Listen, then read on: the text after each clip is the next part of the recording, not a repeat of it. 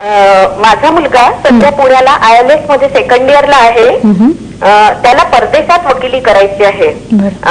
एकतर लंडन मध्ये किंवा US मधल्या कुठल्या चांगल्या युनिव्हर्सिटीज मध्ये जर त्याला ऍडमिशन मिळत असेल आता वकिली करण्यासाठी, तरी तो 1 वर्ष वाया घालवायला तयार आहे. तर ते कितपत योग्य राहील? म्हणजे तिथे जाऊन डिग्री घेणं योग्य राहील की इथे डिग्री घेऊन तिथे काही विशिष्ट कोर्स करून तिथे त्याला प्रॅक्टिस करणं? ते प्लीज मला सांगा. चंद्रकर मॅडम, तुमचा मुलगा जर इथे लॉ ऑलरेडी करत असेल तर त्यांनी लॉ पूर्ण करावं इथे आणि UK मध्ये जाऊन बॅरिस्टरची परीक्षा द्यावी, ज्याला सॉलिसिटर्सची परीक्षा म्हणतात. ही पण एक 7-8 दिवसांचीच परीक्षा असते आणि त्याच्यानंतर तुम्ही UK किंवा इंडिया दोन्हीमध्ये प्रॅक्टिस करू शकता.